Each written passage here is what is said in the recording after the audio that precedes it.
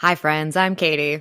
And I'm Lauren. And welcome to Okay, But Did You Know? A podcast where we talk about the TV and media that we love with a friend who's never seen it before. Today, we're recapping and chatting about Bob's Burgers, Season 8, Episode 3, The Wolf of Wharf Street, and Episode 4, Sit Me Baby One More Time. We always start off with our synopsis, so here is Episode 3, The Wolf of Wharf Street. I have to make sure I say that correctly. No, that's a hard thing to not say, The Wolf of Wall Street. It really isn't. It's a fun time. That rolls off the tongue. It does. It's Halloween, and there's a wolf wreaking alleged havoc and keeping trick-or-treaters at home. Linda dresses up with the kids to keep them safe while they trick-or-treat, while Bob sits at home on pain pills with Teddy. Since the news told everyone there wouldn't be any trick-or-treaters, the Belcher family goes on the search for the wolf instead. They hear a howl, but instead of a wolf, they find Randy. Randy is trying to catch the wolf on camera, so they join him in continuing their search. Meanwhile, Bob's high off his pain pills and extremely paranoid and begins to believe that Teddy is the wolf and he must escape. He handcuffs Teddy to the coffee table and runs away from the apartment. Instead of finding a wolf, they find Fish Odor's missing alpaca. Bob happens to spot the wolf while he's hiding from Teddy in the park, only for the Fish Odors to pull up and admit she's Felix's new pet. So, just a fun time. Oh, yeah. Just random alpaca. Because that makes sense. So what did you get for the vacant storefront? Freddy Kugel Halloween noodles. I mean, I need to know whose idea was it to use Kugel. I just need to know. I have questions. It's a great pun. It really is. I just have questions. Yeah. And the pest control truck. Poltergeist Pest Control. Which is, of course, for the poltergeist. Yes. Now, we don't have any burgers simply because it's a Halloween episode and, Bob's injured. So kind of hard to make burgers when you're high off pain pills. Yeah, a tiny bit. But, of course, this is a reference to the 2013 movie, The Wolf of Wall Street, which is very funny because we watch that movie every now and again randomly just because so much happens in it. Yeah. But that is a movie. That is a movie that is interesting. So Randy's back. It's a lot. Leonardo DiCaprio, he has done so much over time to try and, of course, get an Oscar, and it took him far longer than it should have. But at the same time, I'm like, can you date someone your age? So yeah, it is what it is. It'd be nice. It'd be ideal.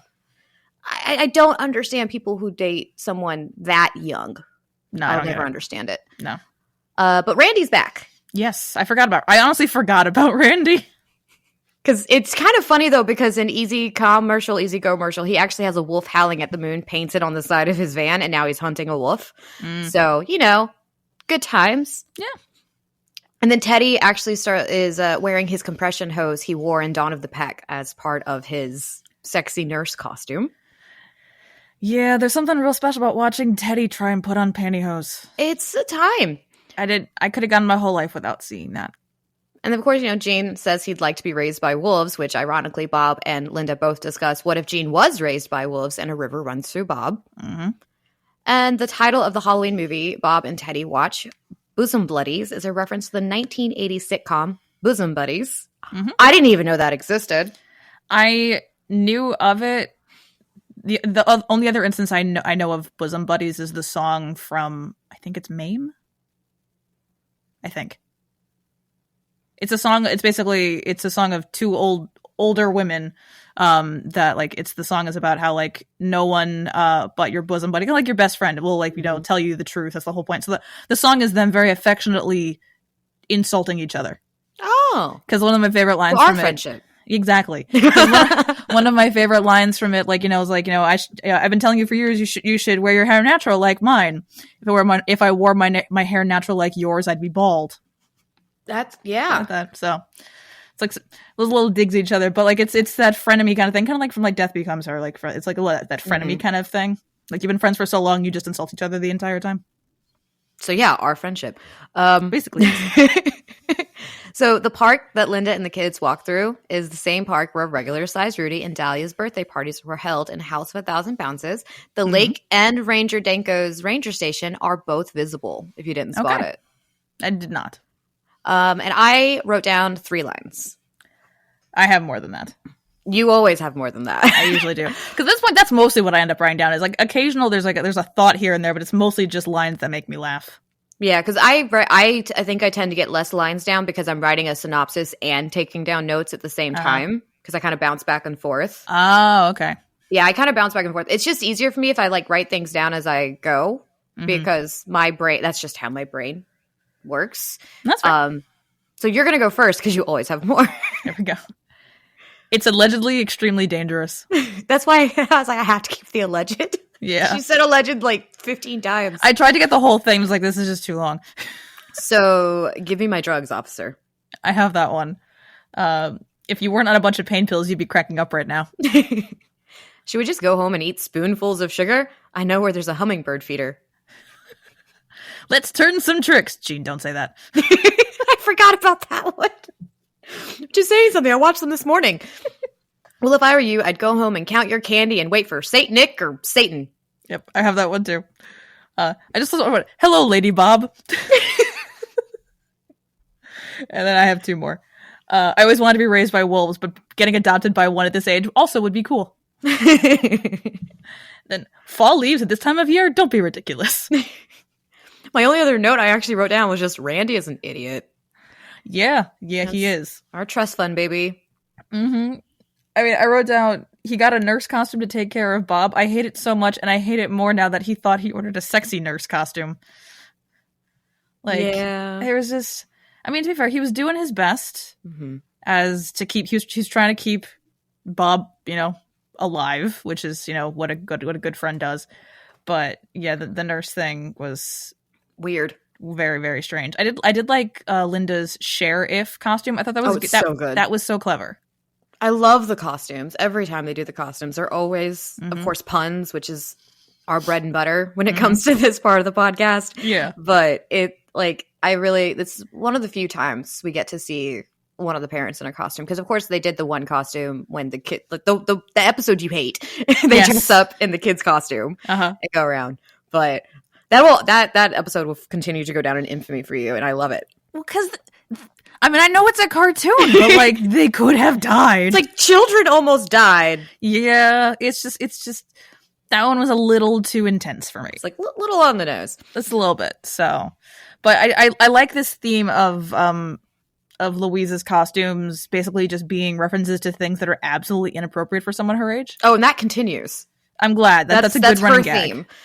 For the most part, Jean is always kind of out there. On different things, like it's always a pun, obviously, and then Tina has had multiple like mom costumes. I don't think she sticks to that though. I think she eventually branches out from there. But Louise's is always something entirely inappropriate for a 10-year-old to be or 9-year-old. I don't know how old the kids are half the time. It blends together. They're 2 years apart? Yeah. So 13, 11, and 9. So it is 9. Okay. Look, I've got my own children. I barely keep up with their birthdays. So when you have to keep a million birthdays in your brain and then you go to a doctor's office and they're like, oh, what's the birthday? And you have to sit there for a second and like go down the list of like, oh, wait, which birthday is this? To the point I have forgotten the exact date of my son's birthday multiple times. Well, did I tell you that my dad almost told our insurance company the wrong age for me? Are you serious? Yeah, we were figuring out, we were getting the insurance switch over for my car. And the person asked how old I was. And he very confidently went 27, and I went 29. It's a good thing I was in the room. Oh, my God. Like, that can actually change your rate, dude. Yeah, I was like, sir, you were there. Yeah, you were there. My dad sometimes likes to joke around that he almost missed my birth because he couldn't get the booty on his shoe. Okay. And I'm like, you don't have to keep telling the story. It's okay. So Bob on pain pills. That was fun. I love when Bob is drugged. Like Bob drugged, he does some really interesting things. And this one was less weird than like one, like the absinthe one still, I think that one might still be my favorite. But this one, because here's the thing, it's like him, so I called him hallucinating Teddy as a werewolf. That was fairly obvious from the very beginning. But the whole thing is like, like we said, the line of "Give me my drugs, officer." Like, he's so much fun when he's on drugs. I love because you have the absent episode, you have the one where he falls and hurts his back with the possible murderous widow, We've got, Yes. and then we have this now. And and then of course when Linda and him get high with, doing taxes. And then there's also the Thanksgiving episode. I mean, not high, but this is at least he was drugged on the sleeping pills. Yeah. Or the allergy medication. That's why he kept putting in turkey in a can. And yeah, exactly. Like Bob is so much fun on anything that he's on, and it's always so much fun. Because I love the episode too where he just get really drunk and comes home to Linda, and he's just like, "Take your pants off," and she's just like, "We are literally running a restaurant right now. Go to sleep." Yeah, yeah. I just like that he is a happy guy when he gets like this. At least this one, this really made him paranoid, and I'm just curious, what were you on, man? Like, I'd try to avoid the paranoia. Yeah, like what are the what prescription pain medication can cause paranoia? I have no idea, but I don't want it. I'll say the only inhibitor that I know of off the top of my head that can cause paranoia is marijuana. Yeah. Because I've been on the good, the good stuff. I was prescribed Tylenol mixed with codeine. Ooh. After oral surgery. I only took it once. I only took it once or twice because I had a spoiler alert for medical stuff, or trigger warning for medical stuff. Yeah. I had basically a cavity in one of my teeth that I had an infection that my dentist ignored until my face swelled up. So I had a drain put in so that way they could drain whatever the infectious fluid stuff, so they could actually do the root canal, because I could barely open my mouth. So while the drain was in, I took it maybe 3 or 4 times, if that. Because it made me really loopy. I have been on so many different drugs, but I've also had 2 C-sections, my gallbladder removed, all 4 of my wisdom teeth removed. I got a list of things. And every single time it was a different drug. And then last time I ended up in the ER due to pain and other problems, which ended up being like a 4-centimeter ovarian cyst, which I don't recommend. No. They gave me morphine, and I learned very quickly, I hate morphine. I'm one of those people that literally pukes after being administered morphine. Yeah, so. I'm very fortunate that for the most part, the strongest pain med that I really ever felt like I needed was somewhat regularly until something healed, was just the extra strength Motrin that you can get prescribed. Yeah. I generally don't need the narcotics, which I'm very fortunate. I do well on hydrocodone. Okay. But obviously I've only had it a handful of times in my life. All prescribed by doctors, by the way. I had surgeries, so they've got to give me something. Because I think they gave me Percocet for both C-sections. So hydrocodone, Percocets. I think I've been prescribed oxycodone before too. Oh, no, oxys. Oxys are addictive, man. No. But yeah, no, prescription drugs are still dangerous, but yet entertaining when Bob takes them. Yeah, supposed to be fair, he's an animated character, and so we're not really super concerned about him being addicted to them unless that's a plot out of an episode. Not really. They don't. Okay. I feel like maybe he's like the rest of us, where we're we know we need to take them, and we really like them sometimes when we have to take them, because no one wants to be in pain. Yeah. But he's also a parent. We can't get hooked on that stuff. That kind of ruins your life. There's an entire epidemic surrounding. No, exactly. And at the end of the day, this is a family show. Yeah. So we don't want. This isn't Shameless. We don't need to get the parents to be addicted to drugs. This is not Shameless. This is not Shameless. But most of this episode, I was like, Linda, no, don't egg on the kids. You're the adult of the situation. Searching for the wolf should not be your idea. Exactly. I love how we're sitting here no, they're responsible parents. They're not going to get drugged. Linda, they're going to chase a wolf. Linda, let me take the children into the foggy, dark park woods area and search for a wolf that allegedly exists, which means there's a chance that it does. Exactly. Because you have to say alleged if you don't know allegedly. For sure. Which is so obvious from the beginning, of course, that there is a wolf. I mean, yeah, there's clearly something. And it's obviously because of the fish odors. That makes the most sense at the end of the day. I don't know why I was surprised that it was Felix. That it was Felix's pet at the end of the day. And the wolf likes Hawaiian pizza. It's a choice. I mean, for New Jersey, that tracks. Really? Kind of. I'm mostly just making another New Jersey sucks joke.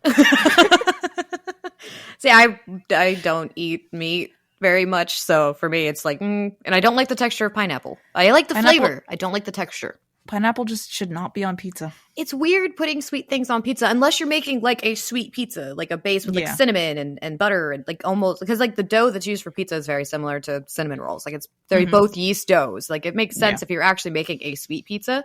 I will die on the hill though that like I grew up going to CC's Pizza and I know it's a terrible pizza, but the mac and cheese pizza is still good in my opinion.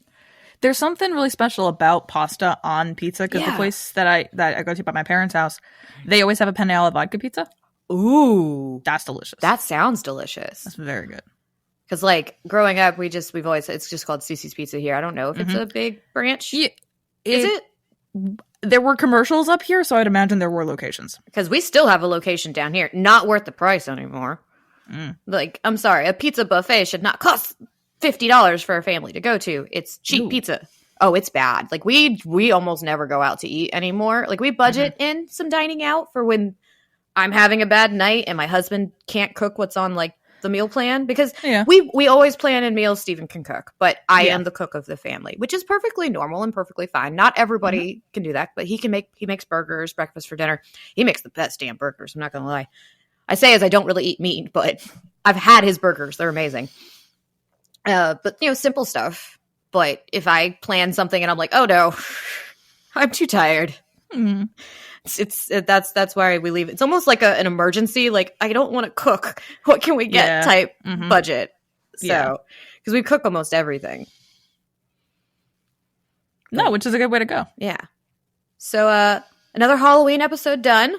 Yep, another Halloween episode. It was Halloween and fog and wolf hunting, and the wolf was actually an alpaca.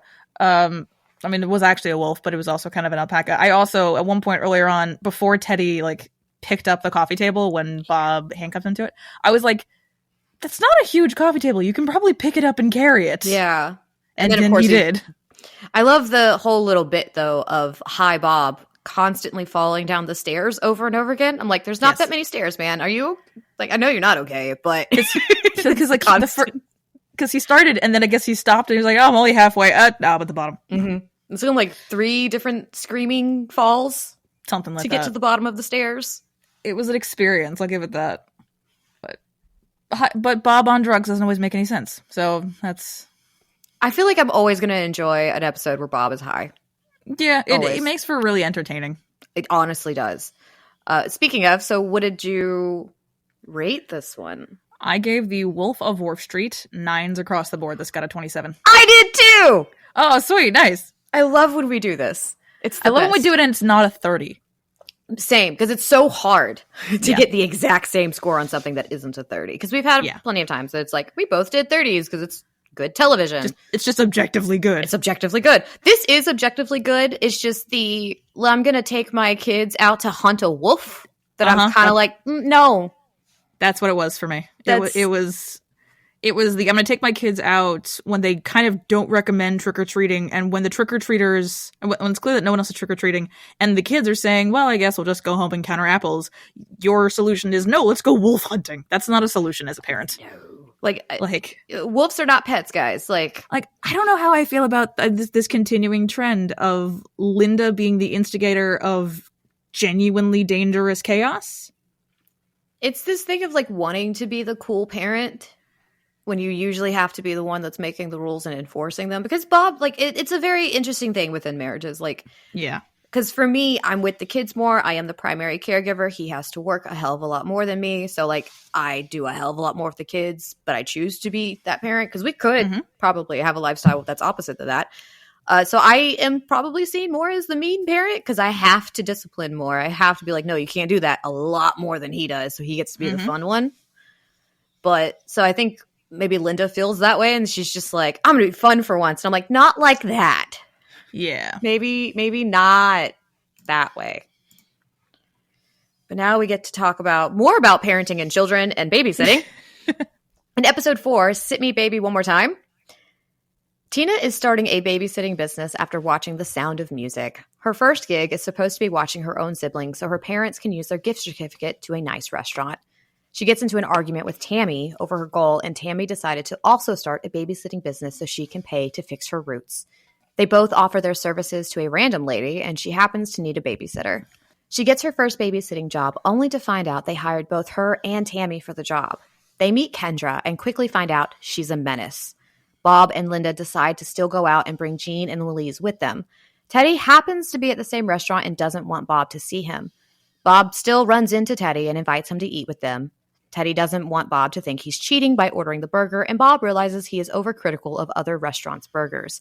Tina finds out while hiding from Kendra that she is the actual bully at her school, and they band together with their friends from school to survive this babysitting job. I have to say my favorite part of this before I even get to the puns is just the fact that they referenced her original hair color. Mm-hmm. Because it was the first Same. episode, it's brown. It's my favorite little tidbit. Yep. They're like, we didn't mess up. We fixed it. Mm-hmm. But what did you get for the vacant storefront? Plunger Games, aggressive toilet tools. It's for Hunger Games. I assumed as much. And the pest control truck. Don't stop bugs leaving pest control. That's a hard one to say. That's the Journey song, Don't Stop Believin'. Mm-hmm. And we do have a burger of the day. We did have one burger. That was the Clear and Present Ginger Burger. For a play on the movie for Clear and Present Danger. Mm-hmm. So Maria Bamford voices Catherine and Kendra. She has a ton of voice acting credits, including Pima. Pima? Is it Pima? And The Legend of Korra? Oh! That's her. Because I feel like it's kind of obvious that the dad's voiced by David Herman because he sounds just like Frond. Yeah. But no, it's Maria Bamford voices her mom and Kendra. Okay. I thought Kendra sounded familiar. Yeah. I haven't watched The Legend of Korra, so I don't have that reference. I'm pretty sure Pima is how you pronounce. We're going to look up the characters real fast. To the point when I was taking the notes down, my daughter loves Avatar: The Last Airbender and Korra, and so I actually called her over and I'm like, hey, you know this character, how do you pronounce this? And she's just like, what are you talking about? And she said it was Pima, but I'm not sure. She's like, I think it's that. And I'm like, okay, you're not helping me. Go away, 10-year-old. That makes the most sense. Like, once I see it, I'll be like, yep, that's how that's pronounced. Mm-hmm. It's Pema. Yeah, Pima. Pima, okay. Now, I will admit, I used to watch Avatar: The Last Airbender when I was a kid. I never finished it. I've never watched Korra, and I know I need to. I really don't have an excuse now because recently, in the past month, we found the entire DVD collection of Avatar: The Last Airbender, the entire collection. Nice. At Goodwill when we were thrifting one day, and it happened to have that week's price, half off price. So we got the entire DVD collection of Avatar: The Last Airbender for $18. Nice. So I have no excuse. I literally own it. This is true. You have, in fact, no choice. That is accurate. I need to just sit my butt down and watch it. Because it is a very important show to watch. I keep seeing so many references, and I'm like, I know I watched some of this as a kid. I just don't remember it all.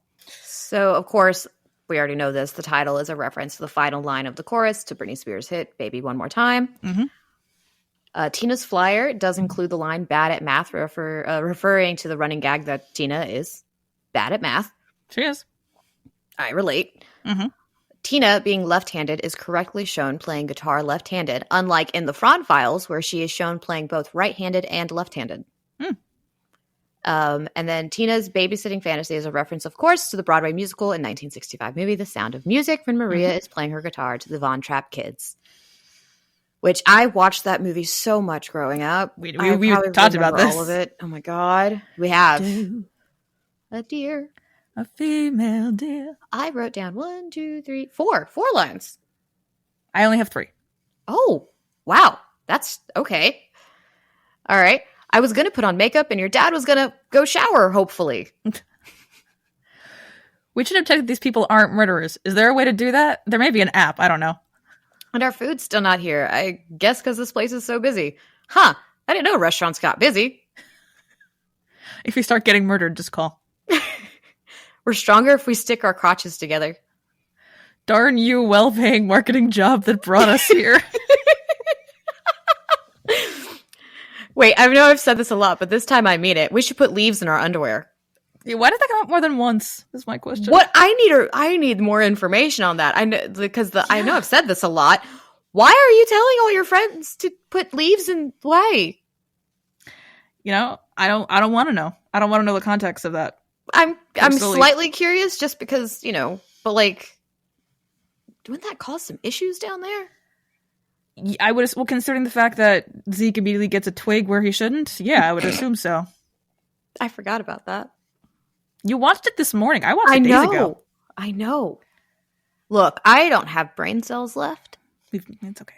Our brain cells were frozen. Right now. Our brain cells were frozen by the beauty that was the Beauty and the Beast Lego set. Honestly, we spent like quite a few minutes before recording this looking at the Beauty and the Beast Lego set together with like Lauren screen shared and everything so we could look at it together. It's so pretty. And also, that's like, what our friendship is. Until I saw it on the Lego, Until I saw it on the Lego website, I still kind of was like, "Is this a joke?" Because it comes out on April 1st. It comes out on April 1st. Like, that's not great. Like that. Like, that very much feels like, are they punking us right now? But it's on the Lego website, so like I'm like inclined to believe it. I made a note in this, and it's more of a serious note. Mm-hmm. But I wrote down, please don't use different words for genitals with your children. No. Like, it's actually a tactic. If you actually teach your children the proper terms for their genitals, they are less likely to be... Well, give me a good word for this. Oh my God. Preyed upon? Preyed upon. That's a good one. Thank you. My advice, I have been using the names for what they are with my kids forever, since the day they were born. And it does help. It actually helps a lot too, because if something medically is going on, you're able to be like, okay, but where exactly? And it helps you figure things out a little bit easier as well. But no, exactly. The tinkle dink thing, I was like, no, I don't like that. No, like that. And like people, as not a parent, but even still as someone who has worked in fields where I would have been a mandated reporter if I had stayed in those fields, please use the correct terminology, because they're just, it's anatomy. It's just body parts. It's what we have. There's nothing wrong or dirty or inappropriate about teaching your kids what the proper names of their body parts are. You wouldn't give them a different name for fingers. Exactly. But so yeah, that's I think my biggest complaint with this episode. It's not great. But apart from that, it's not that bad. At one point I was just like, why is this kid so aggressive? I mean, I know the dad blames it on himself for like moving and stuff, and like that moves can be hard on kids. But attacking other children, and it's to the point that she hid the letters from home and told her parents intentionally told her parents it was the other way around. At like 5, I'm guessing this kid is, maybe, right? Like it's a little diabolical. It's a little diabolical. It's a little planned. So I'm like, what? Like that's aggressive. Like even like for like a kid that's like going through a big change. And, like, clearly intentionally going for certain body parts.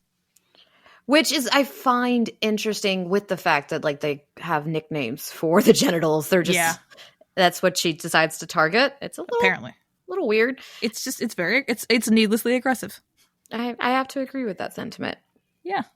And, like, I get what they're doing with the whole, like, bullying storyline when it comes to Tammy and Tina, but at the end of the day, I'm sorry. Tina had every right to say what she did. Tammy is the bully. Tammy is horrible. Like, I appreciate that Tina was able to turn it into a lesson for Kendra, but like, Tammy bullies her constantly. Yeah, I'm not a big fan of, and this is a trope because I've seen this in multiple TV shows, where like the nerd, because we see so much stuff like usually from like the nerd's perspective, like on shows like this, like when the nerd finds out like they've actually kind of been a bully and like everyone else viewed it the other way around. I'm not the biggest fan of that, because that is not realistic at all in the way that like no one skews things in their mind that much. Because 30 Rock did a very similar thing when the Tina Fey character Liz went back to her high school reunion. And she went back to like, you know, show like how much cooler she was now. And like she found out that like everyone that she thought was a bully, like they all thought she was the bully. And I'm like, that's not something that would happen. Like, it's very clear after being someone who was bullied a lot as a child. I mean, if I was ever mean to anybody, a lot of times it's a retaliation when you've been bullied over and over and over again. And you do finally fight back. And then they're like, oh my God, you're a bully. And it's like, no, it's retaliation, because if you're constantly bullied and attacked, eventually you get fed up and fight back. Uh-huh. So no, Tammy is horrible. and this is her fault. But I thought Jimmy Jr. and Zeke were really cute in this. More Zeke than anybody else. He's like so sensitive. Like I really love Zeke. I did not expect to love him as much as I do. Which keeps happening for you with these characters. Yeah, like it's the thing. It's like there are times where like I shouldn't like at this point I just expect that if I dislike a character the first time I see them, it's a case of they will grow on me. Which, to be fair, makes sense because so many characters, they come in and to fill an archetype, to kind of fill a stereotype or something that needs to get done in the episode, and then as we see them, we see the characters grow and evolve and become more well-rounded. So like Zeke, who just kind of comes in as like the energetic best friend. I still hate Jimmy Jr. That's not changing. Oh, that's never gonna change. I don't think that's going to change. But like, I remember I wasn't the biggest fan of Zeke. I was like, how much more of this kid am I going to have to endure? And because he was just kind of in as like the energetic best friend, the mad pooper in the Belchies. Like I think that's the first time we saw him. He's like creating more chaos than necessary and all. That's just to kind of get attention and everything like that. I'm like, how much? But like, as we see this, like with like the stealing the mascot to dance for his grandma, and I mean even the mad pooper, like he did it for Tina, kind of. Like he started off doing it as like just being horrible, yeah, but then realized it was getting Tina somewhere and was like, okay, I'm gonna keep doing it for her. Yeah, so like that's a marker of good writing, that they take a character who could just be a caricature and an archetype, and they flesh them out into this like really well-rounded character. Weirdly enough, it's really interesting, and like Tammy doesn't really ever reach that, just because I'm okay with that. Tammy's a spoiled brat. Like at the end of the day, Tammy is a spoiled brat. That's the archetype. That's what they're going with for her. Yeah. I never feel like Jimmy Jr. is redeemed because he's a product of his father. Yeah, that makes sense. And I will say, as of right now, because we're not getting new Bob's Burgers episodes until May. I heard.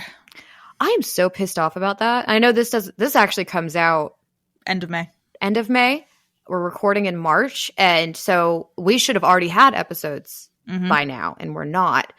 And it's really, really frustrating because usually sports or big events get in the way of Bob's Burgers schedule.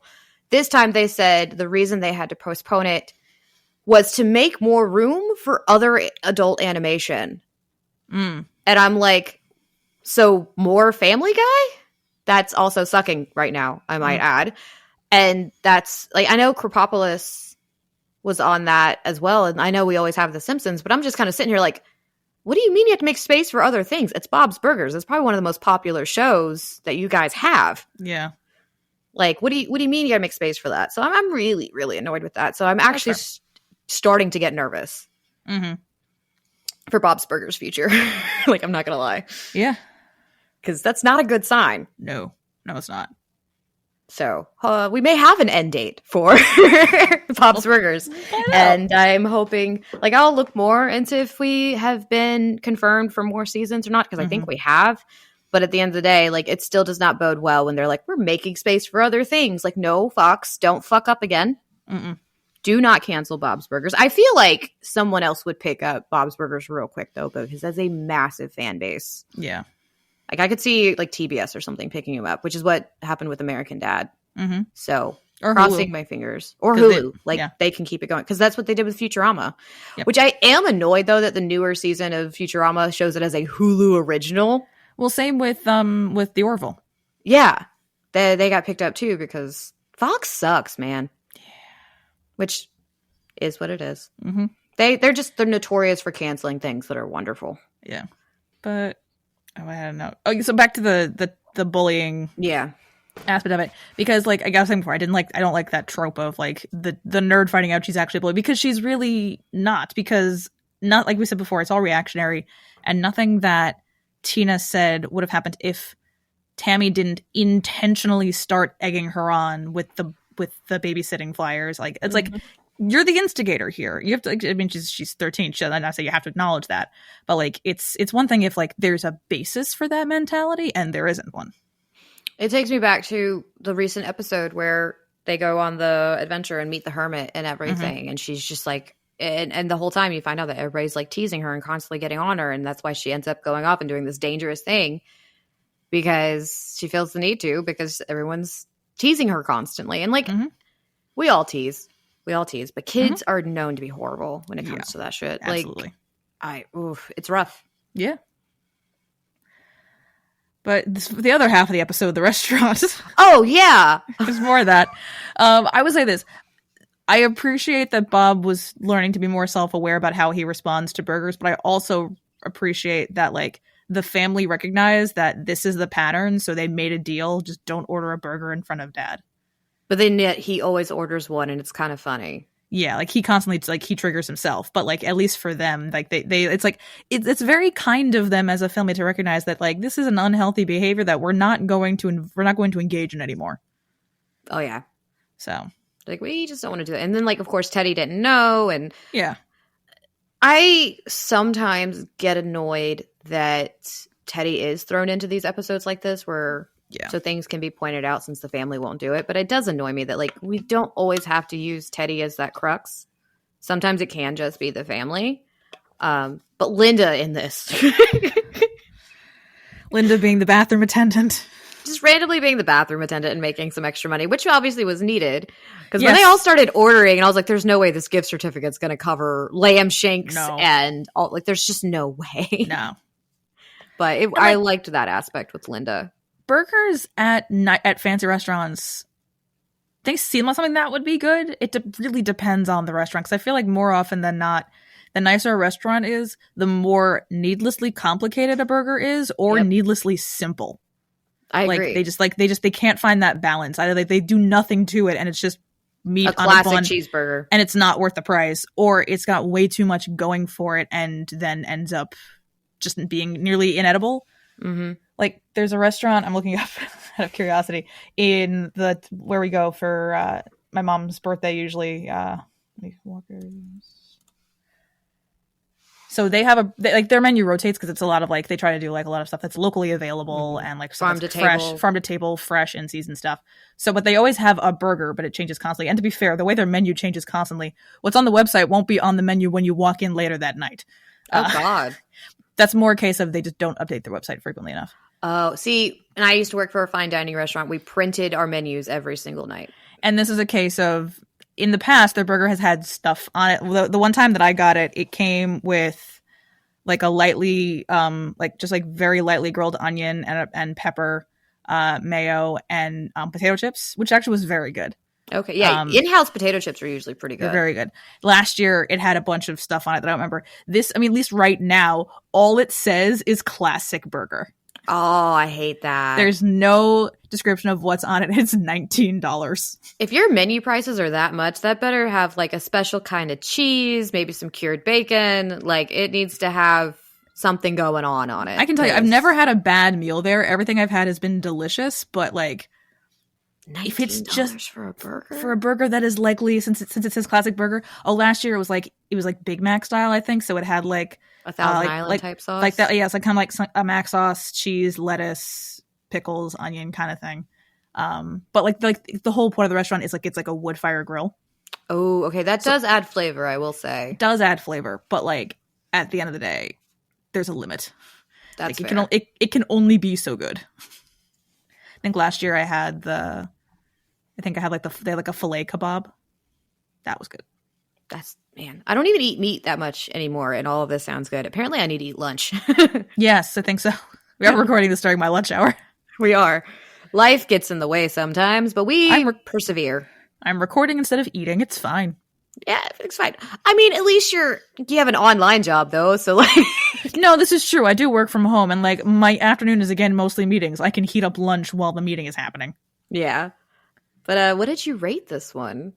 So I gave this one, I gave it 8s for plot and personal, because it was general chaos. It was it was fun to watch, and, like, this was a case of the A and B plots were very disjointed, but still connected through that lens of them being at the restaurant in this configuration is only because Tina went to go babysit. Again, complete random strangers. But I gave it a 9 for character. Oh, we were so close. So because I also gave plot. I also gave plot and personal 8, and I'm sitting here waiting for your character score, and I'm like, oh, did we do it twice? We did not, because I gave character 7. Okay, so just the other way. So mine's 23, which is not bad. No, not at all. I just, as a parent, I couldn't get past the tinkle dink. And No, that's fair.